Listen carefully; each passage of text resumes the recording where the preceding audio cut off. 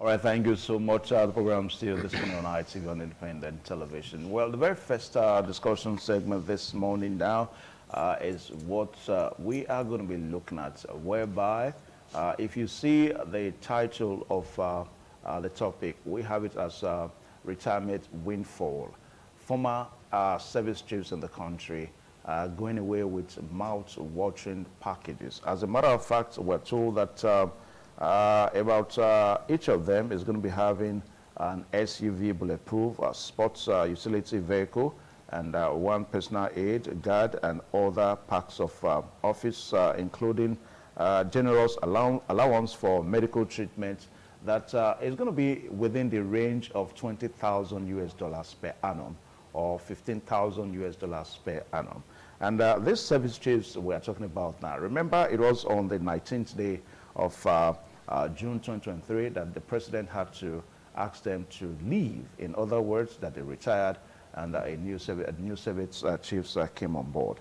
We're talking about General Lucky Irabo, who was the former chief of defense staff, and also to Lieutenant General Frank Yaya, chief of naval staff, and we also had a Vice Admiral Awal Gambo, who was also there, and who was the chief of Navy staff, and also we had Air Marshal Isiaku Amao. Now, all these former chief of defense staff and all that, service chiefs and all that, they are going to be going away with these mouth-watering packages. Now, remember that this administration, some persons are of the opinion that the president had to ask about 130 generals to retire along these former service chiefs, because that's what, I mean, there's no way they can be on board when a new service chiefs, set of new service chiefs have to come, because the set of the new service chiefs are not supposed to be junior to the ones that will stay. So those ones had to leave. So that's one point. Now, a lot of persons are still expressing their views that in the history of retirement in Nigeria, Army and Navy and all that, that perhaps this is the biggest, the largest set of Army chiefs that had to go. Now, some persons are saying that this is a total loss, a colossal loss to the country, bearing in mind that huge amounts of money was used to train these people and all that. So they would have been asked to stay back so that they can also contribute their effort towards the security issues in the country today. Those are some of the analyses and some of the narratives that have trailed the retirement of former service chiefs in the country. Well, to look at the retirement windfall this morning, we are so privileged to have two eminent guests here. First and foremost, we want to say a very big welcome and a very good morning to Honorable Sase Iyiheva from Federal Polytechnic in Ado-Ekiti. Sir, you're welcome to this program. Good morning, Evans. You're welcome. Good morning, viewers at home. It's been quite some time. You're welcome. You're welcome. And also, this enough for subsidy to move on. Yeah. It's not easy. Also, too, please join me to welcome Honorable Nusa Amodio. Yeah, it's also been quite some time. A very big thank you, Honorable Nusa Amodio. You've not been in town.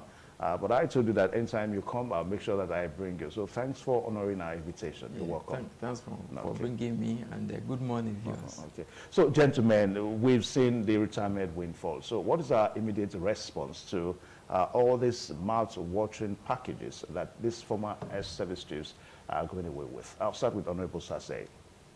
Well, Evans, Nigeria, to me, for a very long time, have been a huge joke and a colossal, I would say a huge joke, and a system of squandering the commonwealth of the people in the hands of the few. I know people will argue, is it statutory? Is it what is in their monument law, as the case may be? I see what is happening to the service chief now, to a situation where they're likely to, the kind of pampering and package that they have also given to former governors who will serve the people for just 8 years and go with almost half of the people's wealth. My brother, we know the security challenges that we have faced in Nigeria for a very long time. We know what our people have suffered. We know the number of, you know the statistics of people that die on a weekly basis, especially within the north central axis and the area that have been ravaged by banditry. It's another way we are talking about the common man should tighten his belt. The big people, the bourgeois in the society, are loosening their belts. I see it as a monumental waste. Whether it is backed by law or not. For a very long period of time, people have been talking about cutting down the size of governance, cutting the cost of governance. These are areas you look into. You say you cannot subsidize fuel for the commoner. You cannot subsidize energy, power. You cannot subsidize education. Yet, you are taking such humongous amounts to people. What is the retirement benefit of a military general? That you were a service chief does not stop you from being a general. You have a rank. Why give such a humongous amount? Everybody cannot be a chief of defense staff. Everybody cannot be as Inspector General of Police, because the position you get to by appointment. But that does not stop you. It is the enabling law. It is statutory. Once you get to a Deputy Inspector General of Police, a DIG, every person there is, the law is equivalent. But because somebody must lead, it becomes a case of primus inter pares, first among equals. That is why you pick one out of the DIGs, or even from the rank of AIG. The same goes with the military. And by the time you get to that position, others might not want to take you, because the security apparatus is designed in such a way that your senior cannot give you compliment. So they have to retire all the people that are within that rank. Now, what does the law give you as an Inspector General of Police? You are indirectly telling me that somebody becomes a vice chancellor of a university who was a professor, and because he's retiring, he's having served his tenure as a vice chancellor, he must go with a humongous amount. He comes back to the rank of the professor. And if you still have years in the service, you go back to the classroom. Okay, let me pause you and bring Honorable Nusa Amor in. Now, what Honorable Usa seems to be saying here is that this former service chiefs, it was a kind of a favor that former president did for them by making them service chiefs, and with all the luxuries and all that they had in office, that alone somehow they need not to, haven't enjoyed all that luxury while they were service chiefs and all that. They need not to get what they are saying, what they are also asked to get now. I don't know how you want to react to that, Honorable. Well, I want to say, you're talking about they enjoying some luxury while they were in office. Yeah. You can imagine how it would be to be enjoying luxury when you are under fire, perhaps risking your life, like, you know, other soldiers. That they were service chiefs. They know me that they were not under threat, like ordinary soldiers. So whatever they got was within their rights. However, I want to sympathize with Nigerians that are passing through difficult times because of the revolutionary adjustment President Tinubu is making to ensure that we get a balance to launch us to the position that other countries that are doing well are. So I want to sympathize. We are all passing through difficult times. I'm not finding it easy myself, but I understand that some of us have to pay sacrifice for our children, for the upcoming generations. Otherwise, they are going to pass through what we are passing through now. economists will tell you that Nigeria was almost, or perhaps right now, Nigeria is almost sinking. But President Tinubu has to kind of draw us back. We have to experience some pain. I think we'll get over it. Now, coming back to the service chiefs, as my brother here said, the issue is about law. There's an enabling law that gives them such benefits. We have to look at that. It's not something that the present president, just did discretionally say, okay, you take these, you'll be doing well. Since 2017, that thing has been their condition of service. Yeah. It was there about 6 or 7 years ago that anytime they retired, they were going to get all these. And really, what are these things that they are getting? I don't see anything really big or windfall about them. If not for what we are passing through, we wouldn't even bother about that. What is there? Bulletproof vehicles? I've been hearing people shouting, bulletproof what? Bulletproof vehicles are everywhere now. The cost of a bulletproof SUV? You ask pastors that are using bulletproof vehicles, senators are using bulletproof vehicles, even some ordinary people are using bulletproof vehicles. We look at the cost because of the exchange rates. It's not such a big deal. We have to, kind of protect these people. Having taken risks to fight Boko Haram, to fight insurgents, they have to be protected. For a very long time, these men are under the radar of terrorists. So they have to move protected. I don't see anything big about the cost of the bulletproof vehicles because it's not the problem Nigeria has. Buying 4 SUV bulletproof does not make the condition of Nigeria worse. They're talking about 20,000 as $20,000. US dollars. Now. Yes, to go overseas for treatment.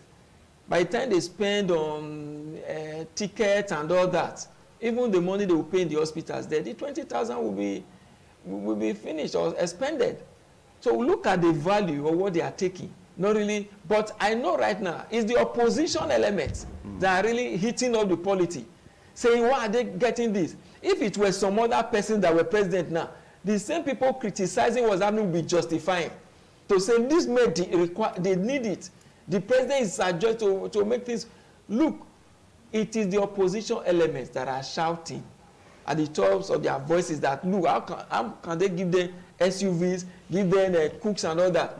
Talking about soldiers, ordinarily retired generals have soldiers guarding their houses. If you've been to any retired general's house, you find like 3 or 4 soldiers guarding their houses. Some go with them as escorts. So how many are they giving these men? Say about 20. That's 5 or so each. That's a statutory thing for even ordinary generals. They're cooks. And they mentioned that they are not ordinary generals. Let me tell you. These are men that had, service chiefs are like governors of their constituencies. Sensitive position. Yes, and they are like governors. The head of the army is bigger than the governor of a state. And the man is living, and look at what you are giving him. It's not even up to a quarter of what governors take. It's not even up to a quarter of what senators take. So for me, I don't think what we are giving our service chiefs, who have been heroes in the fight against insurgents, who will still be living under the threats of terrorist attack after service.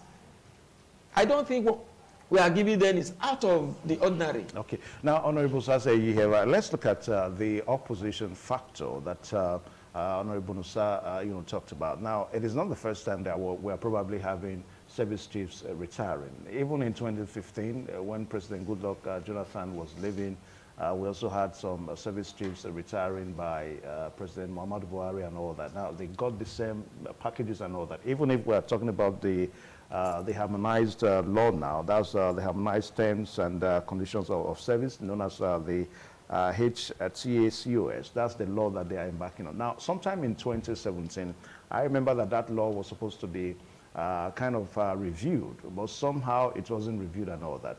So this opposition element, this is not the first time we're having this scenario. So why is it like this? Anybody that is sympathetic towards the present government will justify whatever actions they take. My brother, I told you in my initial statement that Nigeria is a huge joke. You remember? You cannot say you remember so. when the last set of service chiefs that were retired? Beside the package, what did Buhari give to them? We are not made ambassadors. Well, that's also part of their statutory package. Are you not aware that all those people that Buhari retired, they were all given ambassadorial positions? That's what we are saying. There was no noise like this. So people also kicked against it. But not as much as this. I remember that. What people said was that that the way they held their position, haven't failed in the position. Then the only thing you could reward them with, haven't failed. People you kicked, you said they have failed. Not that they failed. The way they held their positions, he has just validated what I'm saying, that the heat is being put by the opposition.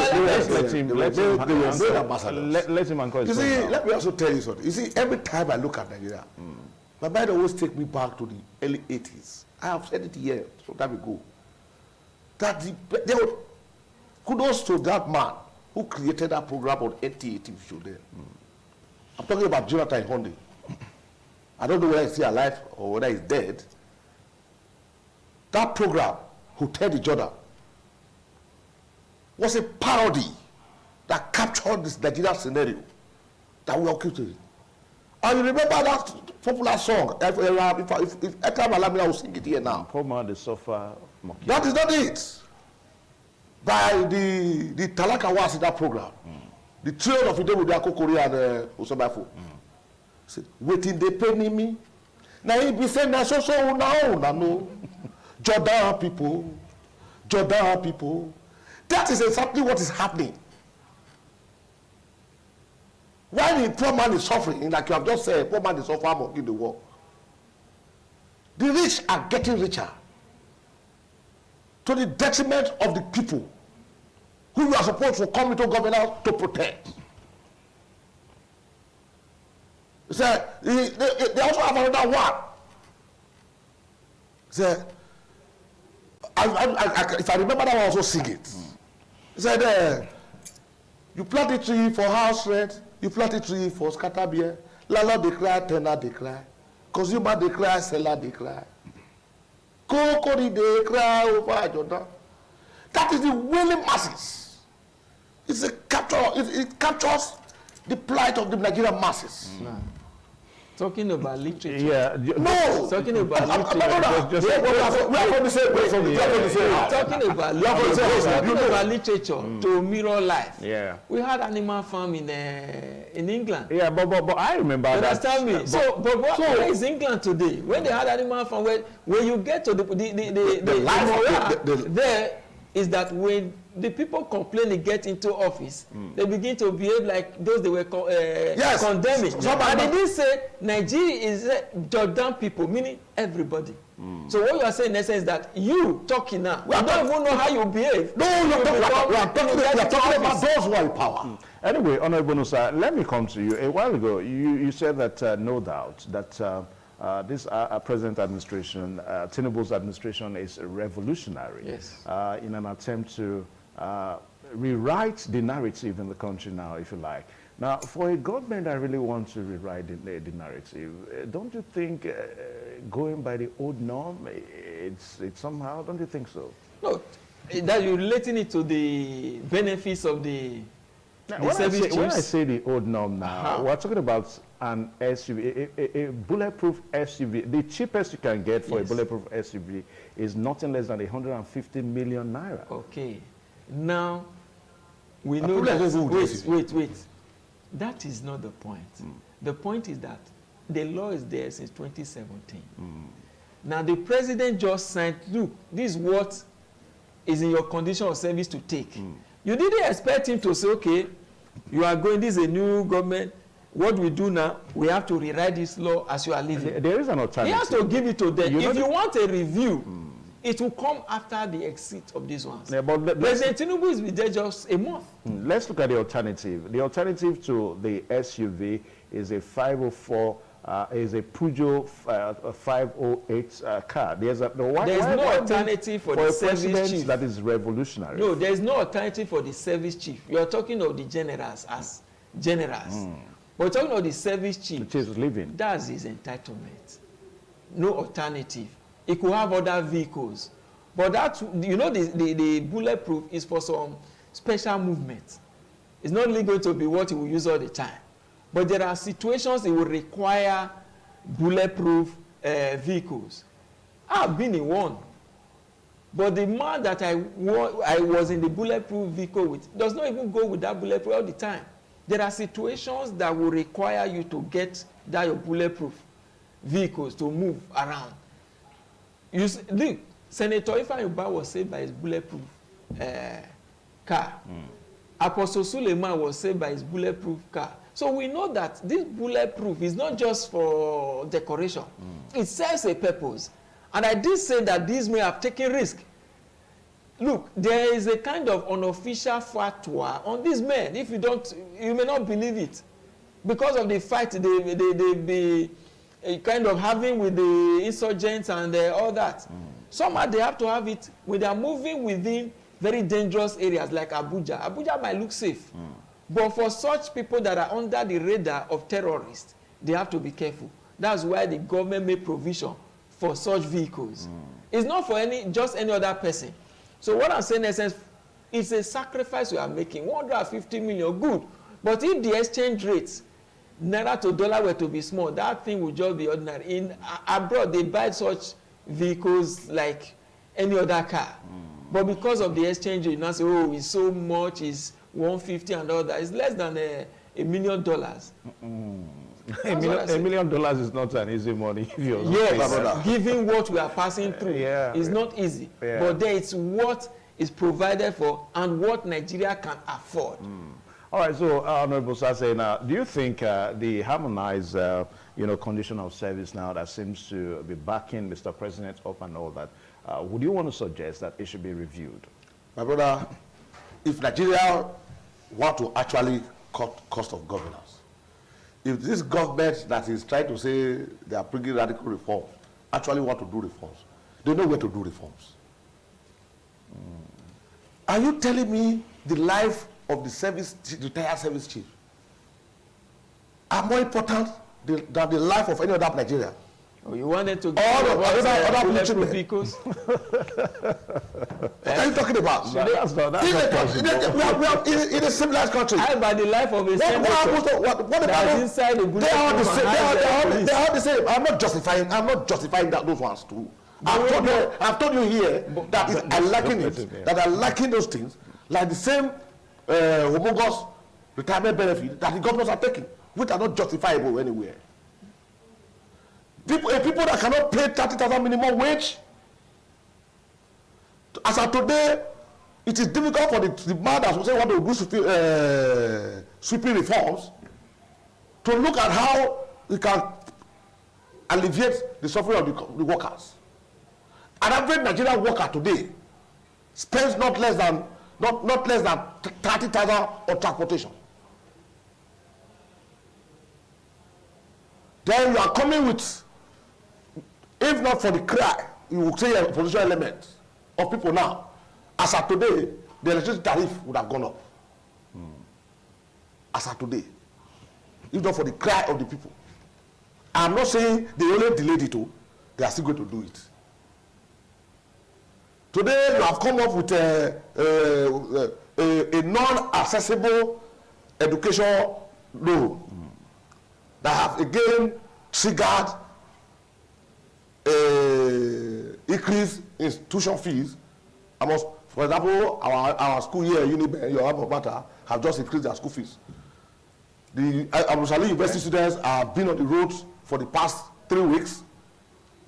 I think that's the problem of the state government. No! What about the federal university? Now, don't go up. I'm telling you, all these institutions are already looking at jacking up tuition fee. Because the so-called education law that you're talking about, that just the law, I've talked about, they cannot fund education. The increase. They cannot fund education. Yeah. Go and look at if you are not seeing the bill, I can give it to you and leave here. Go and look at it. It is not accessible by anybody, by the common man. How a person whose parents earn less than 500,000 per annum. Okay, let me say. So, in other words, for me to cap up my analysis, in other words, this government, as we speak, as of today, although people will say it is too early to judge, but I can tell you categorically that the early morning sun that rises, you can foretell what will happen in the evening. No, it won't happen. You see, in addition to what Honorable Nusa, in addition to what you want to say, now let's look at the bringing in of the new service chiefs in the first place. Now, for some analysts, they begin to doubt, your own party, the All Progressives Congress, issues that has to do with trust now. I mean, All Progressives Congress handed over to All Progressives Congress. And a new set of service chiefs are being brought on board. I mean, ordinarily, one would have expected that, okay, it's still the same, let's go with what we have. So why do you think it was necessary, after all, for President Bola Tinubu to bring in his own new set of service chiefs when it's just the same party? But first, let me say, talking about the increase in school fees of tertiary institutions, it's not as a result of the loan that they are giving out. That one has not even started. And any sensible or reasonable Senate or governing council of any university will know that the loan they are talking about is not for every student. It's not for every student. So it's not as if it's going to be a grant or bursary. So to say that you are raising it because every student is getting a bursary doesn't make sense. But I could say that they are doing that because of the rising cost of management. To manage the institutions, to maintain the institutions, they want to add to it. Yes, we support increasing the school fees of federal or state institutions, but must be reasonable. Yeah, but what they have just done is a protest action. The government could come to them and say, look, bring it down for federal institutions. And we know that some private schools have also they already pay like $1 million, $2 million for education in a private institutions. And it's Nigerians that are going there. I'm not justifying that. Now, coming to that of issue of trust, let us not deceive ourselves. The government that just left, or elements in the government that just left, were opposed to the coming of President Tinubu. Look, they were. See, how can you justify that? They were. We're talking about one party now. Yes. Are you saying that your party is divided? It's not about division. We could say there were divisive elements in the party. It happens. Even the PDP that opposed, they had divisions going into the election. Now, as for APC, I will say it, even if President Buhari were to be, he is aware that people opposed. They may feel it. They have all come out to say that the Naira redesign, even the fuel increase that came some few months to the election, were done to make sure that this man does not come to power. Yeah, we're talking about service chiefs now that are not politicians. Yes, whether politicians or not, is within the right of a president to determine who will work with him as a service chief. That's true. So you don't have to use the old ones. Somehow, when you take over a property, you see, in most places, when people take over properties, they quit all the tenants so that they will have a fresh understanding with the persons that are there. You understand me? So this one is to bring people that you give orders, fresh orders. Like the other service chiefs that they were retired, have some templates they were using before that the president may not really understand. So he has to bring these people with fresh ideas. Come to think of it, we all know that even the service chiefs that left, they did their best, but however, we need some other person that could perform better. The president has intelligence that these ones he has appointed will do better. So he didn't have to keep those ones that he just retired. The appointment of Malam Nasiru, what's his name, Ribadu now, as a national security advisor, has been generating some reactions. It will generate reactions. I know. You see, that one, I liken it to this ongoing controversy in the medical sector, where they will say, how can somebody that's not a doctor be a chief medical director? and all that. And those in the health sector said, the man is going to manage. You understand me? Whether, you see, people hold on to age-long traditions, not knowing that in the new world, there are persons that understand these things better than the traditional office holders. A retired general. Have generals not failed us? Have they not failed us? Let us try this retired policeman who comes from the intelligence community. What is the NSA is to analyze reports they give to him, advise the president on what to do. And he doesn't do it alone.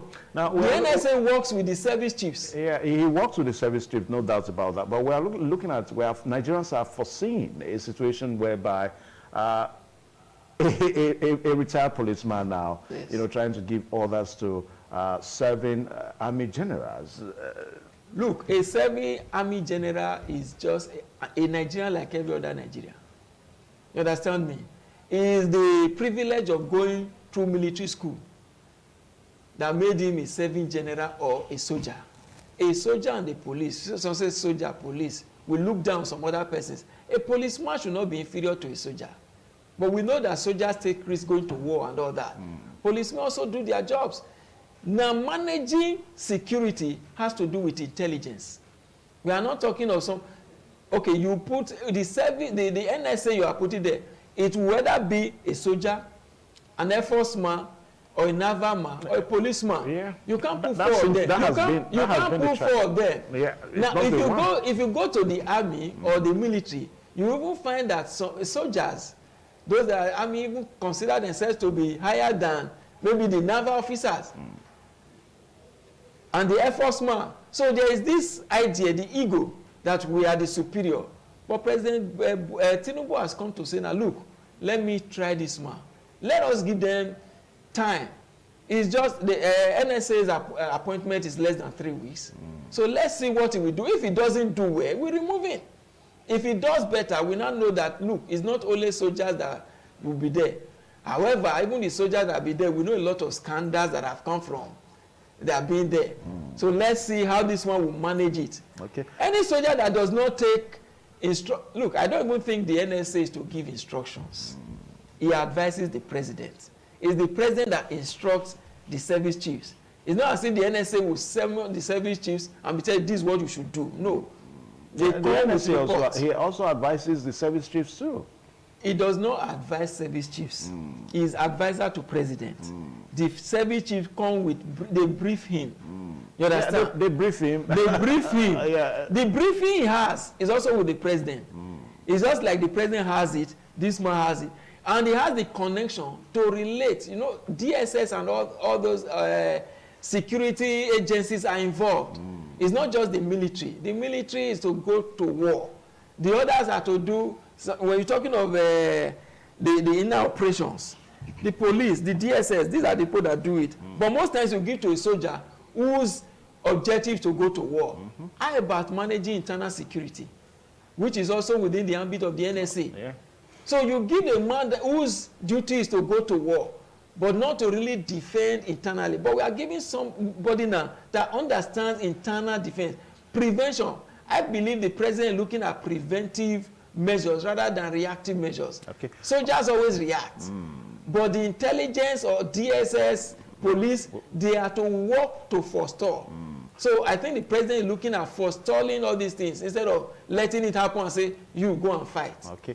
All right, so the program is still this morning on ITV on independent television, and we are looking at retirement windfall now, talking about mouth-watering retirement packages. That's the way some Nigerians have described it, that the former air service chiefs are going to be getting. Each of the air service chief is going to be getting an SUV bulletproof vehicle, and we're told that one of those bulletproof vehicle costs nothing less than 150 million naira. Now, gentlemen, let's stretch this discussion further now.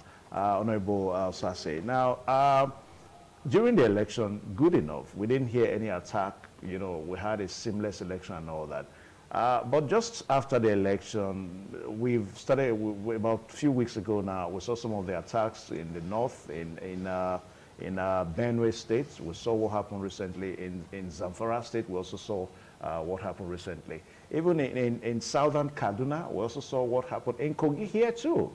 We also have reports of attacks around there. Now, what does it indicate? Is it a situation that has to do with, and incidentally, you know, these places now, they have new governors now. Is it an indication that these governors may not be able to handle the security challenge in this region, or an indication that the new service chiefs on board now, that they are still understanding the situation? What is your reaction? Well, maybe I want to, on the lighter route, I want to call it a welcome package for the governors and the service chiefs. But the truth of the matter is, if we must be sincere with ourselves, if Nigeria does not take a decisive action, banditry, insurgency have come to stay, due to the negligence and nonchalance of the previous administration, which is a continuation of this administration. It has become their way of life in those areas. Let me tell you, we must look at the remote factor of what is responsible for this insurgency and banditry. That's why I say if Nigeria does not take a decisive action, it's not a matter that we must handle with kid gloves. One of the remote factor, people might say, well, is an agenda to Islamize this nation. And all these persons that they have brought in, that they must, by hook or by crook, topple the previous government of Goodluck Jonathan by heralding and bringing all known jihadists who later turned to bandits to make Nigeria ungovernable. Of course, we are aware that our former presidents, President Muhammadu Buhari, threatened that if he doesn't become president, Nigerians, baboons, even baboons. Well, that was the way some people, that was how people explained what he meant. So let's leave it there. That was how this insurgency came. Now, the nationalistic dog that they brought can no longer be caged. You have not been able to pay them. You have not given them what they demanded. So they have decided to unleash their terror on the people for a way of survival. 2, attempt to take over the land of indigenes, especially that is what is happening in Benue and some other North Central states. Yeah. So an attempt to force them to relinquish their property, their inheritance, for them to stay. Of course, you know that former governor of Canada, I don't know, Sani Bello, who said that Nigeria is home to all Fulanis. While we were talking behind the set not too long ago, my brother and myself were present. He told me something, and I referred him, and I agree with him, that we have a cultural problem in Nigeria. And that cultural problem is about the things that are snowballing into all this banditry and otherwise. Therefore, why I will say, let us look at what these new service chiefs that have come on board will be able to do. But the onus of all this rests on the body language of Mr. President. Okay. Now, Honorable Nusa Mojo, Yes. what does it show? Does it show that these new service chiefs will not be able, or they are still taking their time to understudy the situation? You're talking like the ordinary Nigerian, or let me say with a Of biased, course, with a biased mind. No, not with a biased mind The now. service chiefs are barely sat down. You are saying that Let's it give them a shows if they can't handle. Of Those course. are some of the questions Listen, that let me say Nigerians something. are asking. I agree with him when he says that we must take a decisive action. Yeah. It's not really we as Nigerians together. It's the commander-in-chief. And I believe he's going to do that. And some of the actions he will take, decisive actions, cannot be let out to the public. If I were to advise him, There are things I would even tell him to do, but I won't say here. He's going to take off that, I believe. But we must know that the people that are, you know, perpetrating all these crimes now, slaughter and all that, they are not really Islamic jihadists. They are hiding under Islam because they see that there's a lot of tolerance of the evocation of that sentiment in the north. These people are barbarians. They are not even, I don't think they are Muslims. They are Muslims by way of maybe birth. They were born into Muslim families.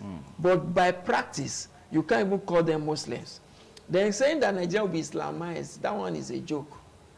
If, however, peradventure, Islam can be imposed on Nigeria without the force of arms, why would we blame anybody?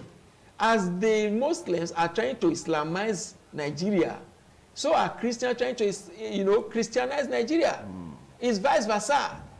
You understand? If you gave my brother the opportunity, he would want to go and preach in the northern enclaves in Muslim and get everybody converted to Christianity. What we are against is not, for me, it's not about Islamizing Nigeria, but it's by Islamizing Nigeria by force. If you can come and preach to Southerners and they now adopt Islam, their religion, fine. You are still a human being practicing religion. But to say that these people that are killing people in Benue and others, they are not Islamists. You could say they are land grabbers. I see an ethnic element in it to grab lands. He did say something that somebody said, well, Fulanis, they own the whole of Nigeria. That's normal talk. For anybody. Side talks now. In Benin, we say Oba Nyatoya say Webo. If not that we know by modern, you know, knowledge, our fathers believed they could even kill somebody some centuries ago if you kind of, you know, contradicted such a thing in Benin. They say the Oba owns everywhere, you say is a lie. They will kill you. So they are saying it, but we know it's not true. Okay. Let them come to my house here or my Benin and take my land and say it's their own. It will happen. And we have a government now that will not tolerate all such nonsense.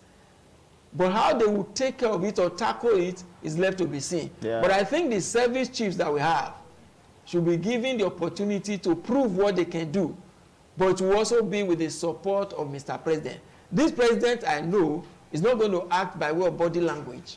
He's going to be talking. He's already talking. He's already taking decisions. Okay, let me pause here. I'm going to come to you on that now. Honorable Sase, now let's look at, you talked about trying to Islamize Nigeria and all that. Then you also talked about how it's going to continue for a long time. Now, let us look at it. The insurgency that Nigeria is facing is almost a global thing. You and I know that the way Nigeria is facing insurgency in Nigeria, we have also the same thing, even in Democratic Republic of Congo, in Mali. We're talking about it starts from insurgency and becomes a war. Now, it appears, some analysts are saying that Nigeria is probably just experiencing its own toll of the bargain of what is happening globally. So can't we look at it from that direction? Instead of trying to, I know that there's no doubt that any government of the day has a role, has a responsibility in trying to keep the security, you know, internally and all that. But let's look at it more that way. No, I want to disagree with you. It's not a matter of global issue. It depends on how you tackle it. Remember, it reared its head up. Insurgency reared its head up with Chad. Today, do you just talk about insurgency in Chad? How often have you heard of killing in Chad? Even in Mali, you just talked about. How often? My brother, the Nigerian life is meaningless.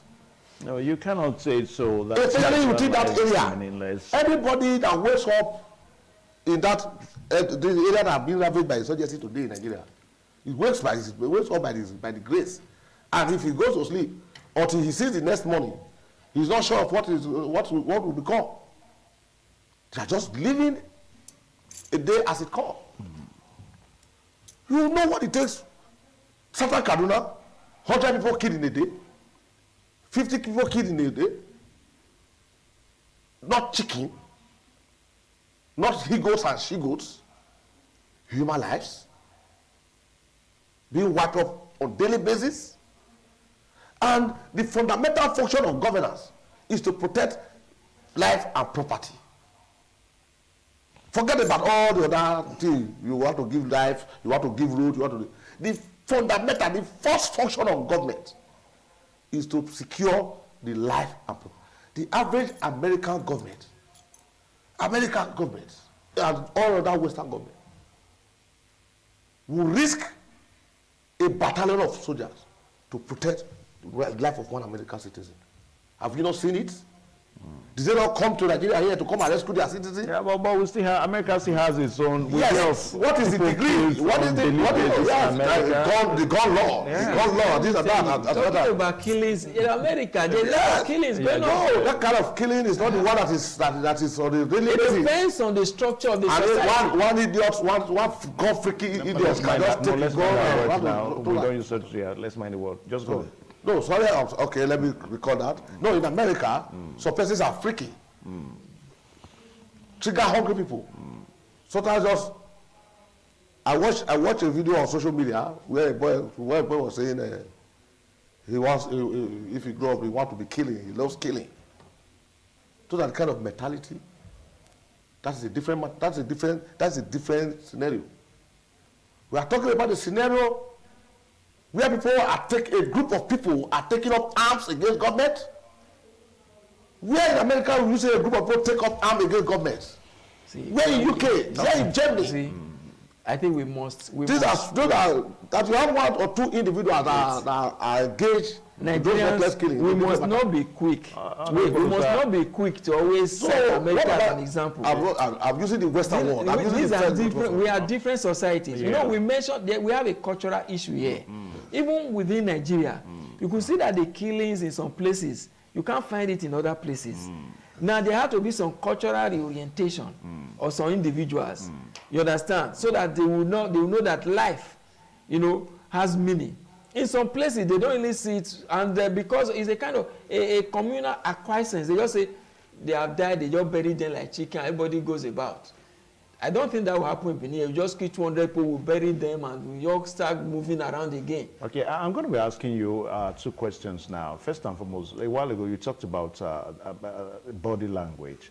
Now, the APC, we had a precedent that his body language, told some corrupt Nigerians that, hey, if you are corrupt, you have to stop it. That was when we heard of people willingly bringing out stolen money and leaving it at airports, at public centers and all that. Now, for the same APC now, the body language now, going by what people are saying, hence I have to bring the issue that has to do with security and all that. I mean, having new service chiefs and people still killing as if they don't care and all that. Now, I also thought that we once pronounced these people that unleash mayhem on innocent citizens as terrorists. Now, you still read on the pages of newspapers as bandits. Let's get it straight here. This is what you see. That's where we have, you see, the press is part of our problem. They are the ones that came up with the issue of body language,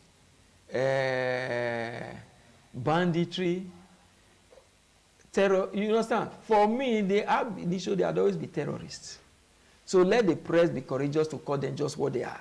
Not the press now. It was your own administration. See, let me tell you, government said from henceforth, they are terrorists. Whether you call them bandits or you call them terrorists, if you needed to kill them, perhaps in a war situation, you eliminate them. Ordinary armed robbers, we call them armed robbers.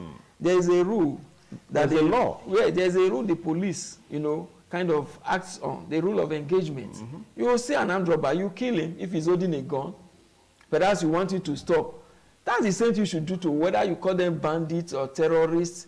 Is when you are perhaps, if there is no law, that calling them bandits or terrorists, is when you are prosecuting.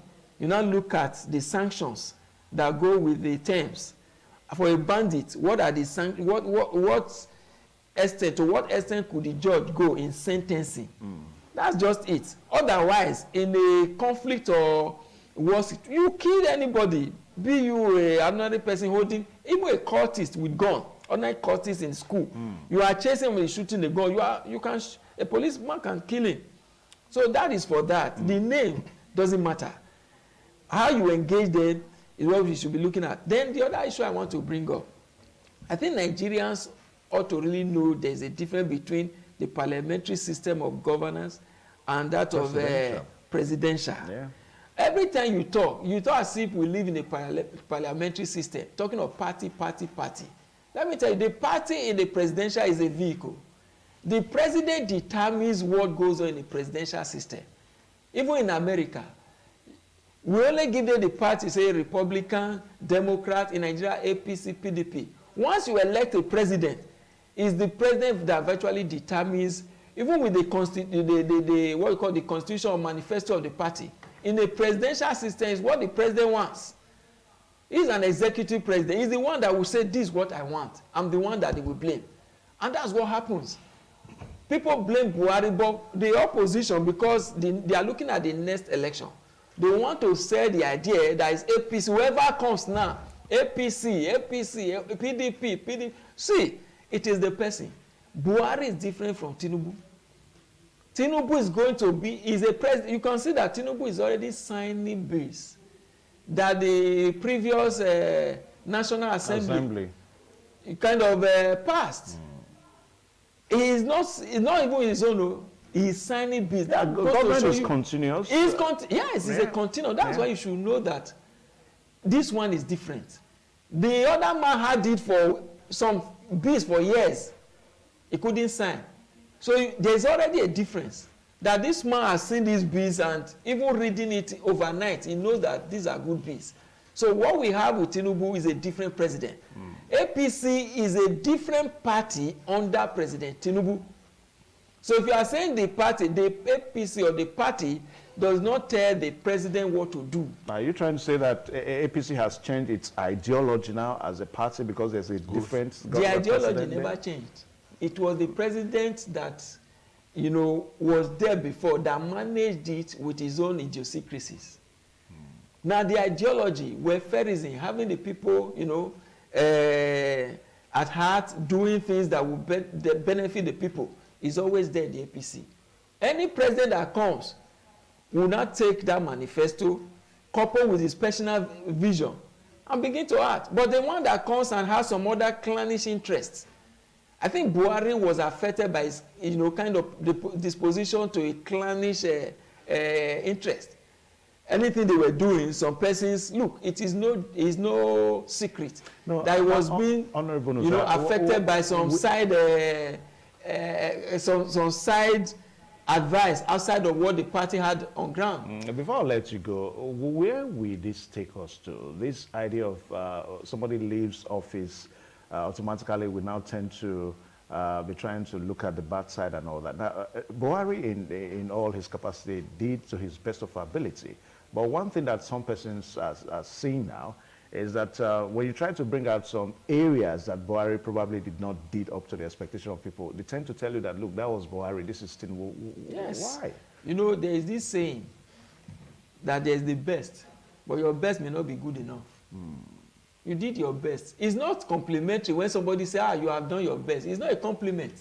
How good is that your best? Was it good enough? To say that you have done your best when your best is just mediocre does not compliment you. So for Tinubu, let us just give the new president time. At least he's just spent a month. Let's give it like 6 months. If things don't change for the better, we can ask, Oga, what is happening? But I believe that the president we have, who performed, how would I say, in quote, miracle in Lagos, is also going to do it in Nigeria. That's why we supported him, and that's why we are supporting him, and that's why we know that he's going to transform Nigeria. All right, so as we try to draw the conclusion now with these two gentlemen here, Honorable Sase Yihera, and of course, Honorable Nusa Omodio. Now, Honorable Sase, where do we go from here?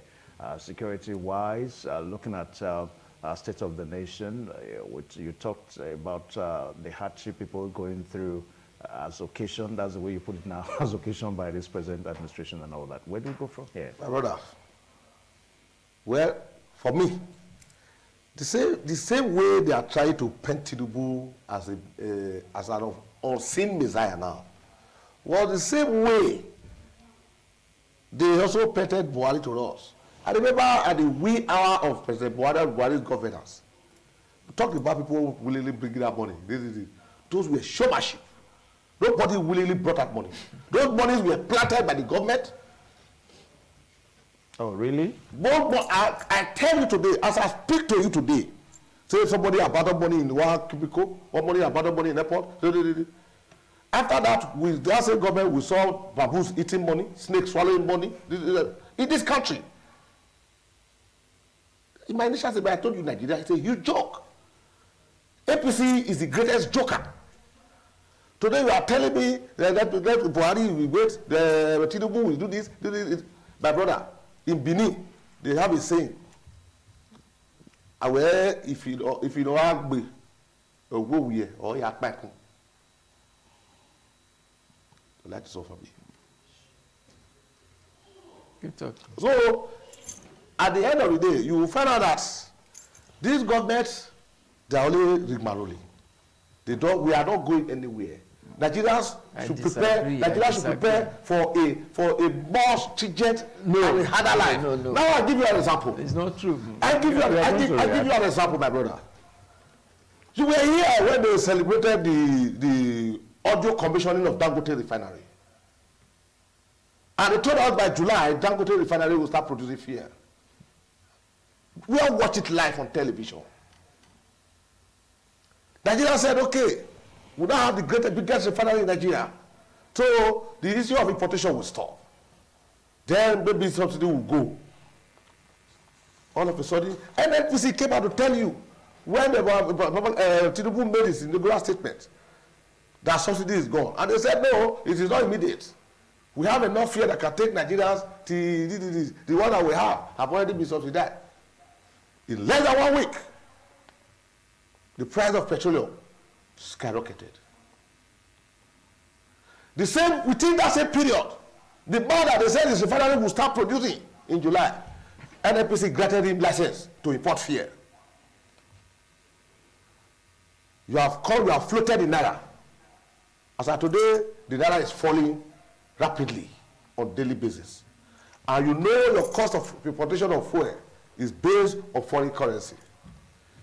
By the time you import fuel for 1,000 Naira, how much are you going to sell? So what they are talking about, what they are calling subsidy removal, is rubbish.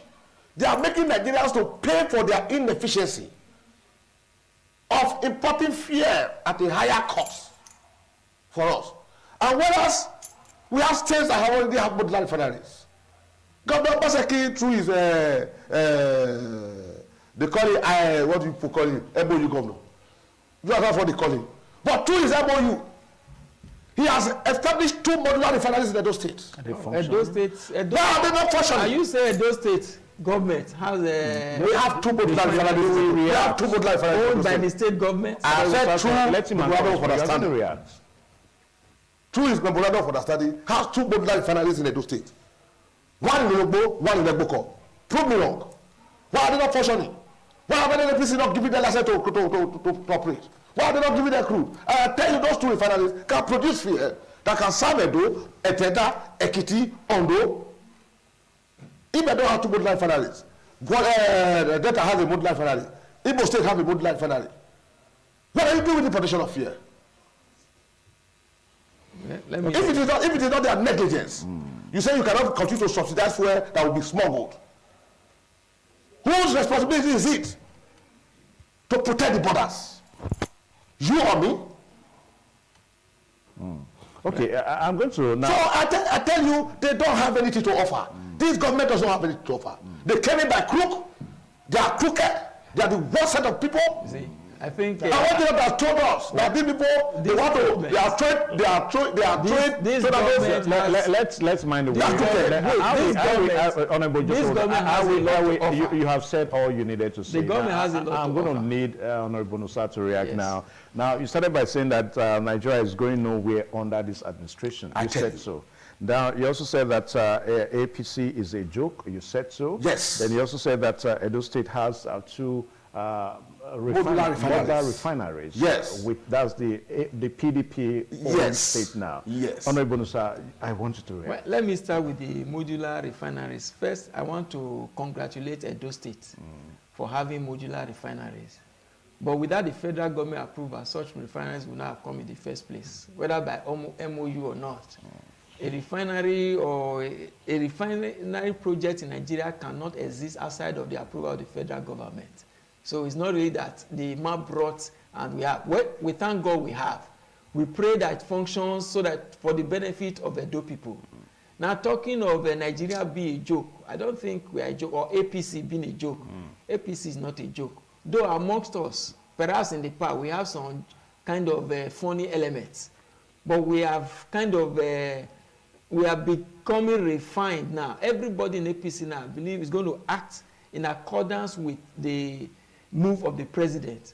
President Tinubu is the best thing to happen to Nigeria now. Of all the candidates that contested, he's the only one that came prepared.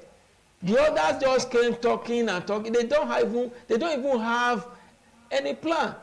The man that said he would remove subsidy the day he sits in office is now talking like somebody with water in his mouth, saying that some things would have been put in place. For how long would it have put some things in place and he would remove subsidy the day he sat down in office? You could say that that kind of person would have come and be deceiving Nigerians. So Nigeria is going somewhere. For me, I'm very hopeful. I'm optimistic that we are going to make it. Now, if you say we are not going anywhere, just a month into the new administration, it means you don't want us to go anywhere. I think if that's a course, you should reverse it. Because if we don't go anywhere, to affect you, it will affect your family. Let's give this government the opportunity to take us somewhere. And I know that President Tinubu is taking up very high. The glory of Nigeria is going to be kind of restored. International agencies, other countries have seen it, that Nigeria is going somewhere. Nigeria has regained respect in the Committee of Nations because of the decisive actions of President Tinubu. Talking of student loans and all that, for me, there are some things that they have done that we may need to really look at structurally or administratively, because there are certain things you begin to wonder how to be implemented, like that student loan. Personally, I think saying that the parents who earn 500,000 a year, only the children of such parents will be entitled. That's not good enough. Okay. At all, it's not good. They have to review that kind of thing, because that will virtually not get to anybody unless they just want to be discretional. So they have to review. You understand me? I'm not saying that this government, they will not make mistakes. They might make mistakes, but the positives of this government I see in this government is going to be more than the mistakes that we'll make. At the end of the day, Nigeria will not be where we were before. We are going somewhere forward and higher under President Tinubu, who has the magic wand to turn things around. Okay, I think we'll leave the discussion here today. So much time has been taken on this program. We thought that we will have the IPMAN secretary, Mr. Silvanus Solase, who told us that he was going to make it down for the program today. But maybe because of his tight schedule, he couldn't make it.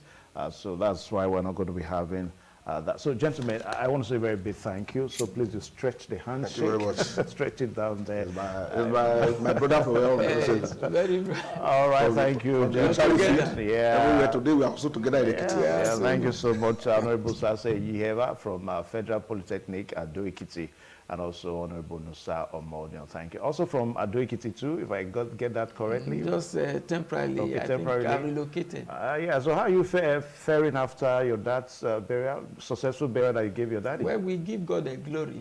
It was successful. You didn't invite me. And we'll talk about that. All right, gentlemen, thank you. And thank you so much for watching the program, the discussion segment this morning on ITV. So let's stay tuned so that all that segment will come your way.